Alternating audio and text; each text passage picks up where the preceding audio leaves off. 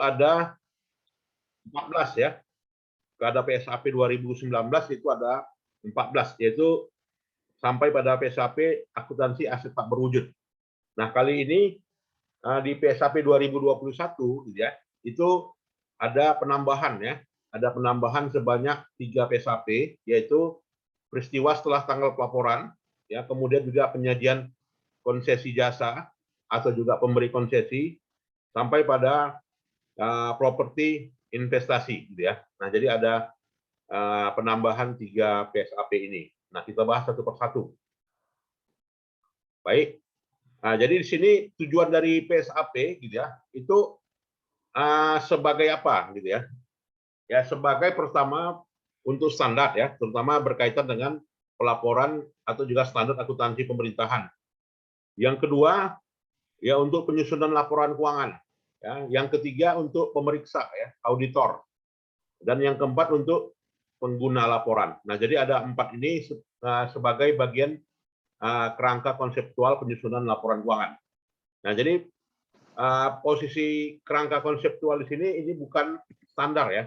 Jadi hanya sebagai kerangka saja. Nah, ini yang perlu kita garis bawahi. Nah, kerangka konseptual ini sebagai acuan jika terdapat masalah akuntansi yang belum dinyatakan di dalam SAP. Nah, jadi kerangka konseptual lah acuannya ya. Nah, jika terjadi pertentangan antara kerangka konsep dengan standar akuntansi, maka ketentuan standar akuntansi diunggulkan relatif terhadap kerangka konsep. Nah, jadi kerangka konsep ini tidak menjadi patron ya. Yang menjadi patron itu adalah standarnya ya. Artinya PSAP 1 sampai dengan PSAP 17 tadi gitu ya. Jadi kerangka ini bisa dikalahkan ya oleh isi dari PSAP. Nah, lalu kita lihat ciri utama ya dalam struktur ciri utama dalam lingkungan akuntansi pemerintahan, yaitu adanya pemisahan kekuasaan, ya, kemudian juga sistem pemerintahan otonomi dan transfer pendapatan antar pemerintah, kemudian adanya pengaruh proses politik dan adanya hubungan antara pembayar pajak dengan pelayanan pemerintah. Ya. Siapa saja penggunanya ya masyarakat, nah wakil rakyat di sini, lembaga pengawas, lembaga pemeriksa, kemudian pihak yang memberi atau berperan dalam proses donasi dan juga pemerintah. Ya. Nah di sini definisi dari ya ada beberapa entitas akuntansi dan entitas pelaporan ya, ada bedanya di sini. Bedanya dari mana? Beda dari sudut pandang definisi ya. Kalau entitas akuntansi itu definisinya adalah unit pemerintah pengguna anggaran ya. Sedangkan entitas pelaporan adalah unit pemerintah yang terdiri dari satu atau lebih entitas akuntansi ya, atau pelaporan yang menurut ketentuan peraturan ya. Nah, definisi entitas akuntansi menurut komponennya, nah di sini KPA ya, kuasa pengguna anggaran ya, di kementerian atau juga lembaga punya dokumen anggaran sendiri, ya. Sedangkan entitas pelaporannya yang melaporkan itu pemerintah pusat, gitu ya. Nah, kalau dari sisi komponen bendahara umum daerah, gitu ya, nah ini kewenangan atau entitas pelaporannya adalah entitas pemerintah daerah. Kemudian juga kuasa pengguna anggaran ya, di lingkungan Pemda ya, bila mempunyai dokumen pelaksanaan anggaran yang terpisah, maka entitas pelaporannya di kementerian ya, atau juga di satkernya. Nah, itu ya. Nah, kemudian kita lihat peranan laporan keuangan di sini ya, peranannya ya tujuannya untuk akuntabilitas ya, kemudian untuk memudahkan fungsi manajemen, kemudian untuk memberikan informasi sebagai alat transparansi ya, kemudian untuk evaluasi kinerja dan juga untuk keseimbangan generasi. Nah, tujuan pelaporan keuangan yang dalam hal ini adalah bermanfaat bagi pengguna ya. Nah, sedangkan komponennya ada 7 ini gitu ya. 7 inilah yang dikatakan dengan laporan keuangan pemerintah ya, yaitu yang namanya LRA ya, kemudian juga laporan perubahan saldo anggaran lebih atau SAL ya. Yang ketiga neraca. Ya, jadi namanya masih neraca ya, belum laporan posisi keuangan ya. Kalau di SAK udah namanya laporan posisi keuangan gitu ya. Nah, di SAP masih namanya neraca ya. Kemudian juga LO, laporan operasional, ya, kemudian juga laporan arus kas, ya, kemudian juga laporan perubahan ekuitas, serta catatan atas laporan keuangan (CALK) ya. Nah, jadi ada 7 ini yang merupakan komponen laporan keuangan ya. Nah, asumsinya ada 3 ini gitu ya. Asumsi kemandirian, asumsi kesinambungan, asumsi keterukuran ya. Nah, karakteristiknya ada 4. Walaupun di literatur lain ya, karakteristik kualitatif itu ada 8 ya. Kalau nggak salah saya juga ada 10 ya. Mulai di SAP karakteristiknya ada 4 ya. Relevan, andal, ya, dapat dibandingkan dan dapat dipahami. Tapi kalau menurut Romney and Steinbach ya, yang namanya karakteristik kualitatif laporan keuangan itu ada yang namanya relevan, oke, gitu ya. Kemudian completeness, lengkap. Ya, kemudian juga timeliness. Nah, di SAP nggak ada timeliness ya. Kemudian accessibility juga tidak ada.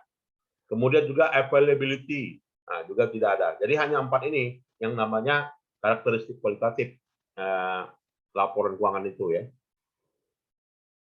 Dan prinsip akuntansinya ya ada dalam hal ini basis akuntansi ya, prinsip nilai historis ya, prinsip realisasi ya, prinsip substansi mengungguli bentuk formal, kemudian prinsip periodisitas, prinsip konsistensi ya, prinsip pengungkapan lengkap dan penyajian wajar. Dan basis akuntansinya adalah basis akrual. Apa itu basis akrual? Ya, basis akrual ya, adalah pengakuan ya atas suatu transaksi, yaitu walaupun belum diterima kas ya, tetapi dalam hal ini sudah dicatat ya, itu dikatakan dengan basis akrual gitu ya. Jadi basis akrual digunakan untuk pengakuan pendapatan ya, khusus untuk pengakuan pendapatan, beban, aset, kewajiban dan ekuitas ya. Dalam hal anggaran disusun dan dilaksanakan berdasarkan basis kas, maka LRA ya disusun berdasarkan basis kas. Jadi hanya laporan realisasi anggaran saja ya yang menganut basis kas. Sementara yang lainnya menganut basis accrual. Nah, itu ya. Hanya LRA saja yang menganut basis kas ya. Nah, prinsip nilai historis mulai dari aset, ya, kewajiban. Nah, itu prinsipnya adalah pengakuannya berdasarkan nilai historis ya. Artinya lebih dapat diandalkan daripada penilaian lain karena lebih objektif dan dapat diverifikasi. Nah, walaupun ada yang namanya nilai wajar katanya kan. Nah, tetapi dalam SAP masih mengakui nilai historis ya. Fair value katanya di IFRS gitu kan, tapi di SAP masih mengakui nilai historis ya, karena dapat diandalkan ya menurut SAP ya. Kemudian juga menganut prinsip realisasi di sini pengertiannya bahwasanya pendapatan berbasis kas yang tersedia yang telah diotorisasikan melalui anggaran pemerintah selama satu periode akuntansi akan digunakan ya untuk membiayai utang dan belanja yang terjadi dalam periode tersebut. Ya, kemudian prinsip penandingan pendapatan belanja tidak mendapat penekanan seperti dalam akuntansi komersil ya.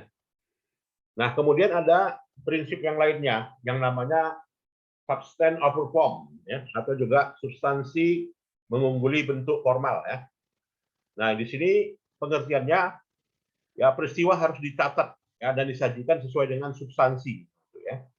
Dan realitas ekonomi ya, bukan hanya mengikuti aspek formalnya. Nah, jadi harus mempertimbangkan substansinya juga ya.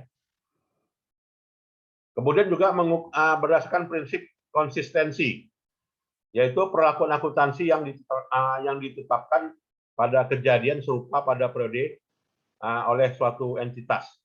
Kemudian metode akuntansi yang dipakai dapat diubah. Nah, ini dapat dikatakan dengan prinsip konsisten ya. Lalu pengaruh atas perubahan penerapan metode harus diungkapkan di dalam laporan keuangan. Nah, kemudian juga menganut periodisitas ya, artinya kegiatan akuntansi dan pelaporan keuangan entitas pemerintah perlu dibagi menjadi beberapa periode gitu ya. Kemudian pengungkapan laporan, ya laporan harus menyajikan secara lengkap informasi yang dibutuhkan. Kemudian informasi tersebut dapat ditempatkan ya pada lembar muka laporan keuangan atau catatan atas laporan keuangan.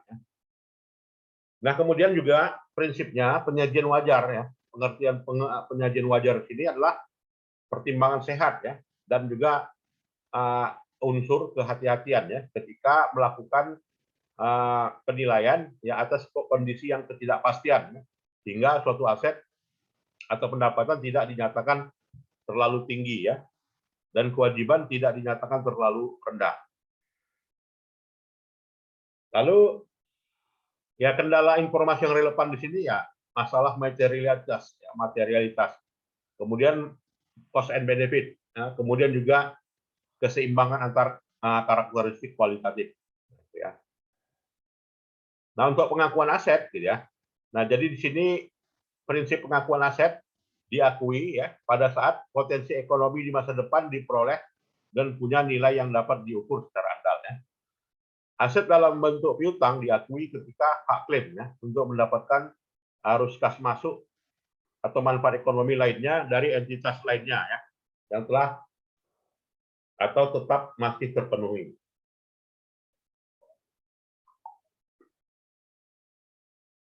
Oke.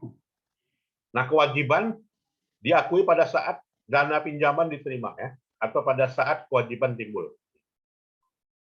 Pengakuan pendapatan diakui pada saat timbulnya hak ya.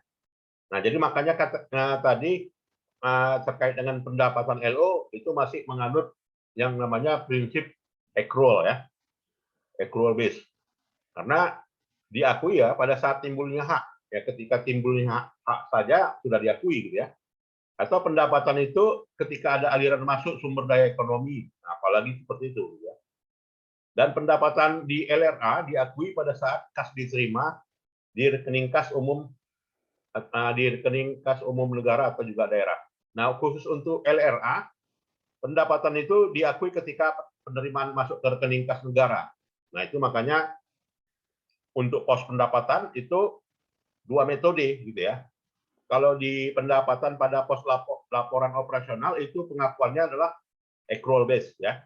Sedangkan pendapatan pada pada pos laporan realisasi anggaran itu cash basis. Nah, jadi untuk pendapatan ini ada dua metode, ya tergantung ya pada jenis laporan yang mana di antara 7 tadi gitu ya. Ya, mungkin ada yang mau berdiskusi, silakan. Cukup jelas, menjadi ya cukup jelas ya. Begitu juga beban ya. Jadi beban diakui pada saat timbulnya kewajiban ya. Jadi beban itu menganut accrual base. Kenapa dia accrual base? Karena diakui pada saat timbulnya kewajiban gitu ya. Terjadinya konsumsi aset atau terjadinya penurunan manfaat. Belanja diakui berdasarkan terjadinya pengeluaran dari rekening kas umum daerah. Ya. Nah, pengakuan unsur laporan keuangan, ya pengukuran adalah proses penetapan nilai mata uang untuk mengakui dan memasukkan setiap pos dalam laporan keuangan. Ya. Kewajiban dicatat sebesar nilai wajar sumber daya ekonomi yang digunakan untuk memenuhi kewajiban yang bersangkutan. Nah itu. Ya, lanjut kita pada modul PSAP nomor 1 ya, penyajian laporan keuangan. Karena ada 17 materi kita ini. Ya. Tujuan dan tanggung jawab jadi materinya meliputi tujuan dan tanggung jawab laporan keuangan, ya, kemudian juga informasi laporan keuangan, kemudian apa saja komponennya dan strukturnya ya. Nah, ini kita lihat ya bagaimana tujuan, tanggung jawab dan basis akuntansi tadi. Ya, tujuan laporan keuangan untuk apa? Ya, untuk memenuhi kebutuhan bersama ya sebagai pengguna laporan termasuk lembaga yang menggunakannya, apakah itu lembaga legislatif ya dan sebagainya. Dan tanggung jawabnya berada di pimpinan entitas ya. Basis akuntansinya adalah basis aktual. Nah, komponen laporan keuangan dalam hal ini meliputi yang 7 tadi ya, adik-adik sekalian ya. Jadi yang 7 tadi laporan keuangan itu LRA 1, yang kedua laporan saldo anggaran lebih 2, yang ketiga neraca ya, yang keempat laporan operasional, yang kelima laporan LAK ya, kemudian juga laporan ekuitas dan CALK atau catatan atas laporan keuangan. Nah, jadi Untuk yang LRA dalam hal ini menganut yang namanya apa ya? Yang menganut yang namanya cash basis ya. Laporan realisasi anggaran. Saldo anggaran lebih accrual base, neraca accrual base, LO accrual base ya. Kemudian LAK accrual ya, laporan perubahan likuiditas accrual ya. Nah, dari sisi pengguna laporan pelaksanaan anggaran ya inilah LRA dan laporan SAL ya. Nah, ini dikatakan 7 pos laporan keuangan menurut SAP ya. 7 laporan keuangan pos pemerintah ya, 7. Dan entitasnya ini LRA semua entitas ya yang melaksanakan. Artinya mau dia dinas, misalkan kalau ada 33 OPD ya 33 OPD pengguna LRA gitu ya. Atau juga dinas ya. Jadi semuanya semua entitas ini penyajinya gitu ya. SAL itu penyajinya ya bendahara umum daerah ya, atau bendahara umum negara, jadi yang menyusun. Jadi nggak semua entitas ya di SAL itu ya. Entitas penyusun laporan keuangan. Kalau misalkan di tingkat kabupaten, maka SAL itu adalah di BPKAD-nya ya. Sementara di kantor camat, ya kan di dinas-dinas nggak perlu dia mereka menyusun SAL ya. Walaupun itu ada di sistem apa ya sistemnya yang disusun oleh BPKP, saya lupa apa nama sistemnya.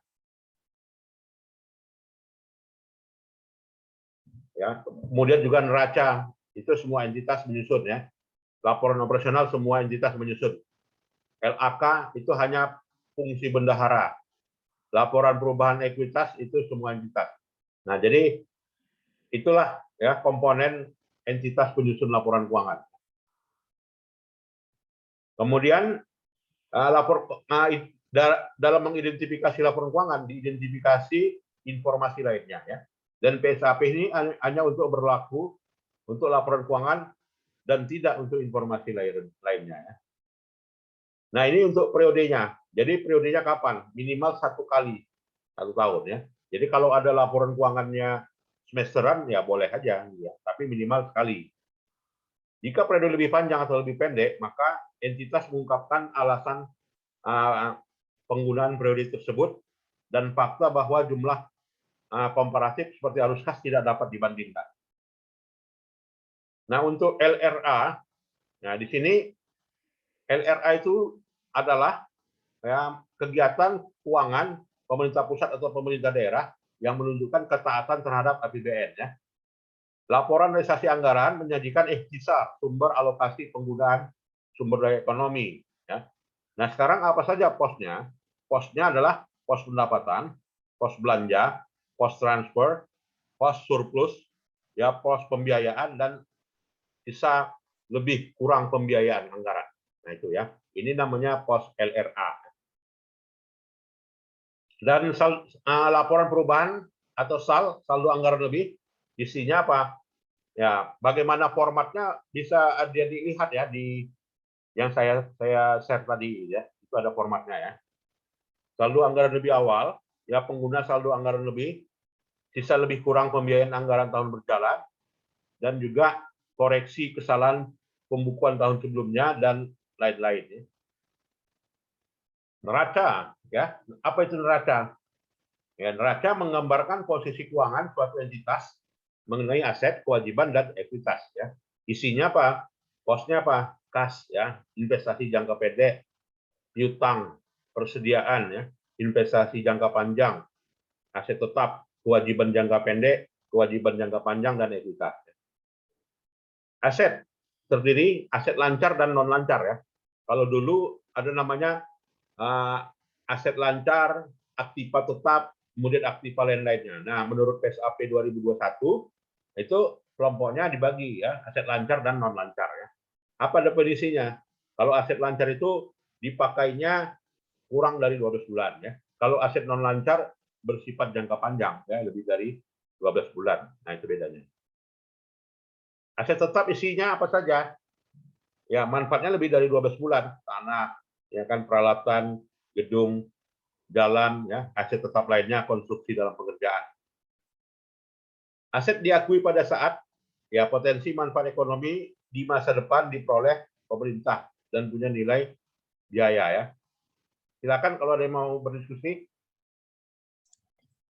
Tanya Pak, Ya, silakan. Pak itu kalau di Pemda gimana ya Pak? Oh, yang dipakai itu untuk nyusun laporan keuangan yang dikeluarkan oleh Permendagri atau yang ngikut SAP-nya juga Pak? Ya, tentu saja mengikuti SAP.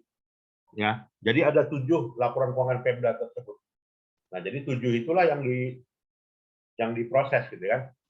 Tapi di antara yang 7 ini, itu tadi yang saya katakan sebelumnya, ya, bahwasanya LRA itu seluruh dinas, nah, ini ya, selalu anggaran lebih di dinas PPKAD, ya, atau di dinas akuntansi, ya,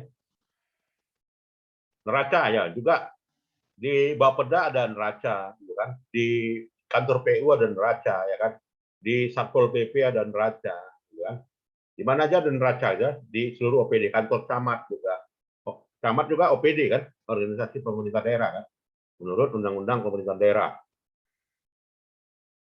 LO gitu juga, ya, di kantor camat ada, Bapeda ada, semuanya ada, ya. LAK, dan itu hanya di BPKAD tadi, ya. Kemudian laporan perubahan ekuitas, nah itu semuanya. Nah, ini semuanya sudah otomatis, ya, kalau sekarang ini sudah tersistem yang namanya SIMDA tadi, kan, Sistem Informasi Manajemen Keuangan Daerah, gitu kan. SIMDA yang dipakai di seluruh OPD, tinggal print aja ini. Nah, jadi tinggal print aja, dan ini di apa kan, ya, dasar hukumnya apa? Ya, dasar hukumnya adalah ini masih dia PSA standar akuntansi pemerintahan di 2010, ya. Jadi 2010 itu Perpres, ya, kalau nggak salah saya, Perpres 2010. Nah, itu dasar hukumnya. Nah, jadi ini PP apa ini, ya, SAP ini menyajikan standarnya, ya. Jadi di Pemda wajib, gitu ya. Wajib ini 7 pos ini diterapkan, gitu ya.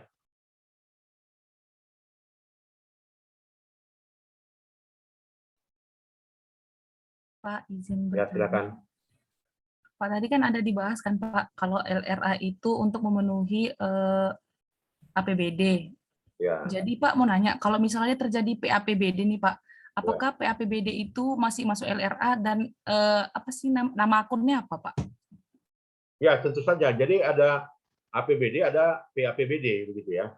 Jadi baik itu APBD atau juga PAPBD, semuanya harus menyajikan laporan yang dalam hal ini laporan keuangan. Nah, jadi untuk pos PAPBD biasanya kan itu dari September, ya, atau Oktober, ya, Oktober sampai Desember.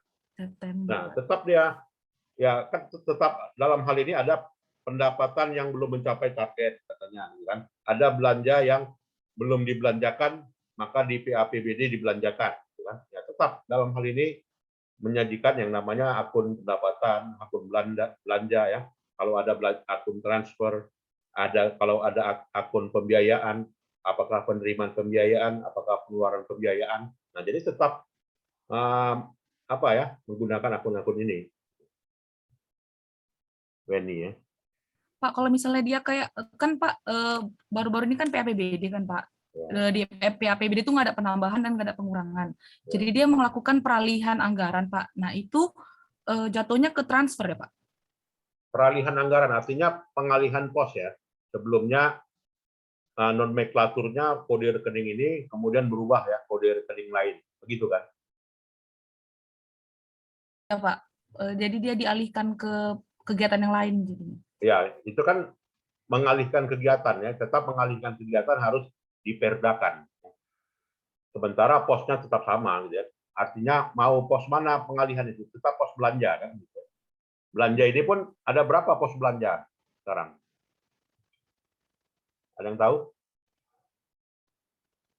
Ada berapa pos belanja? Nah, pos belanja ini kan karena kita sangat rentan, ya, terhadap perubahan, ya, aturan. Pos belanja itu baru berubah, ya, di 2019. Sebelum di 2019 sampai dengan 2019 itu ada 2, ya kan? yang namanya belanja langsung, belanja tidak langsung. Nah, setelah lahirnya PP 12 tahun 2019 tentang pengelolaan keuangan daerah, maka pos belanja itu terdiri dari 4. Ya kan, yang pertama adalah belanja operasi, yang kedua adalah belanja pegawai, yang ketiga adalah belanja transfer, yang keempat itu adalah belanja tak terduga. Dan kelima ya belanja modal. Nah, 5 ya. Ini peraturan yang baru gitu ya. Nah, jadi belanjanya ada 5 sekarang ya. Jadi terkait dengan hal itu ya, kalau misalkan di pos mana ya, apakah pos pendapatan, pos belanja, ya.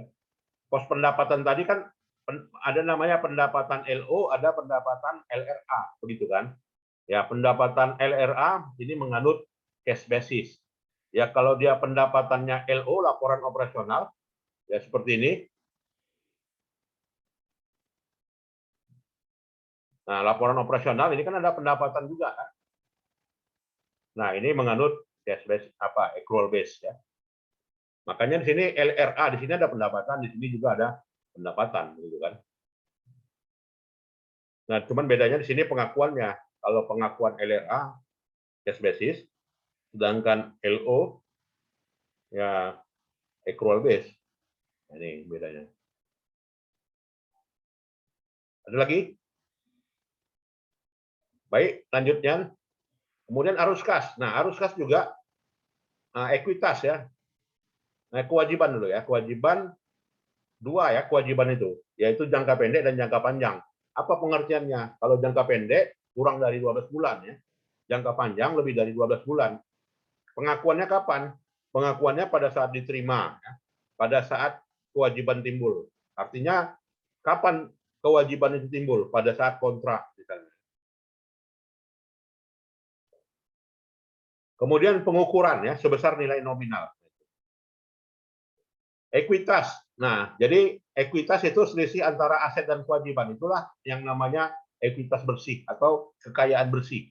Jadi kalau misalnya Kota Medan misalnya, berapa asetnya? Nah, ini kita harus tahu gitu kan. Neraca Pemko Medan itu berapa total kekayaannya. Nah, kita pun nggak ada dapatkan informasinya itu. Kalau mau dapat mungkin bisa lihat di situsnya Dirjen Perimbangan Keuangan atau di BPK ya. Biasanya BPK ini punya ini mereka ya. Jadi total asetnya berapa misalnya. Nah, itu harus kita ketahui. Kalau misalkan tingkat kabupaten Pak Barat 2 triliun misalnya. Kewajibannya misalnya hanya 500 juta. Nah, maka ekuitasnya 1,9 T. Nah, seperti itu ya. Laporan arus kas. Nah, di sini arus kas berhubungan dengan aktivitas operasi, aktivitas investasi, pendanaan, dan transitoris. 4 ya. Nah, kalau di SAK 3. Hanya 3 ya. Aktivitas operasi, aktivitas investasi, aktivitas pendanaan. Kalau di SAP tambah aktivitas transitoris. Nah, bisa dibaca nanti ya di buku di PSAP yang saya berikan, yang dalam hal ini disajikan pasal per pasal. Ini presentasinya ya, PowerPoint-nya, jadi udah diringkas. Nah, jadi untuk transitoris itu adalah yang berada di tangan bendahara, gitu ya. Yang bukan dari aktivitas yang bersumber dari APBD, tapi ada arus kasnya. Seperti misalnya apa? Bunga bank, gitu kan? Bunga giro, itu kan transitoris kan? Yang menggambarkan saldo awal, penerimaan, pengeluaran, saldo kas akhir pemerintah pusat atau daerah selama periode tertentu. Nah, jadi menerapkan ini pemerintah pusat dan juga daerah. Wajib ya. Disajikan oleh unit yang punya fungsi perbendaharaan umum ya. Harus masuk dan harus keluar diklasifikasikan berdasarkan aktivitas operasi investasi, pendanaan, dan transitoris. Nah, jadi untuk mau melihat transitoris itu ada ya di PSAP-nya. Nanti coba kita lihat juga.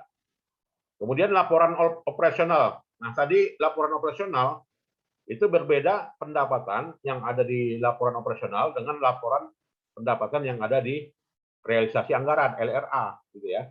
Nah, di laporan operasional tujuannya menyajikan sisa sumber daya ekonomi yang digunakan untuk menambah ekuitas dan penggunaannya dikelola oleh pemerintah pusat daerah untuk penyelenggaraan pemerintah dalam satu periode akuntansi. Nah, apa saja unsurnya? Nah, ada pendapatan LO ya. Nah, di sini harus kita tulis LO-nya ya. Jadi kalau misalnya hanya pendapatan saja, salah ya. Harus kita sebutkan pendapatan LO. Ya, terkait LRA harus kita sebutkan pendapatan LRA gitu ya. Karena di sini pendapatan LO dari kegiatan operasional. Beban begitu juga dari kegiatan operasional.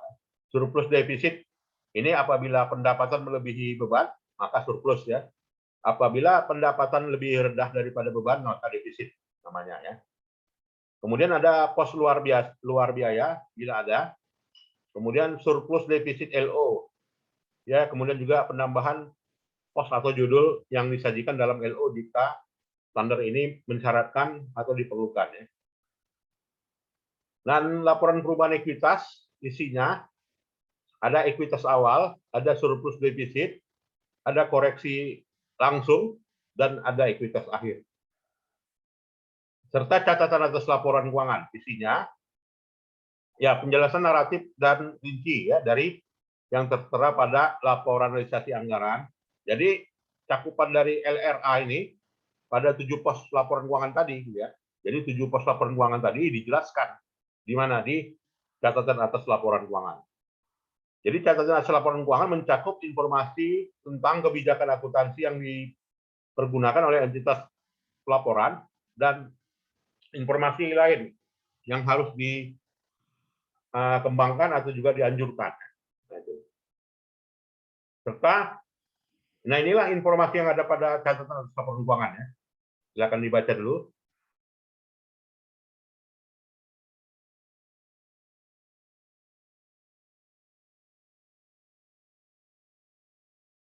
Ya, jadi isi dari catatan yaitu informasi umum.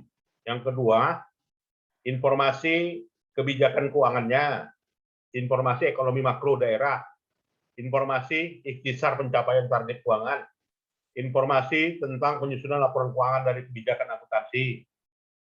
Kemudian menyajikan informasi penjelasan mengenai pos-pos yang disajikan pada laporan keuangan, serta menyajikan informasi lainnya.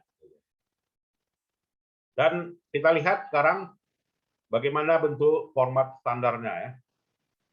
Nah, kita lihat. Nah, ini di SAP tadi ya.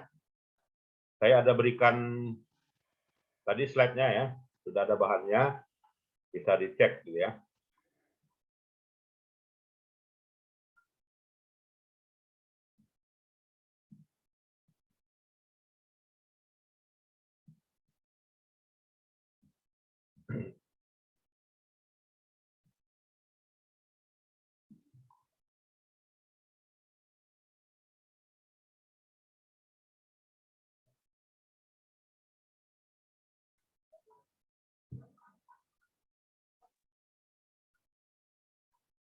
Oke, coba kita lihat. Nah, penyajiannya. SAP 1 ya. Penyajian laporan keuangannya.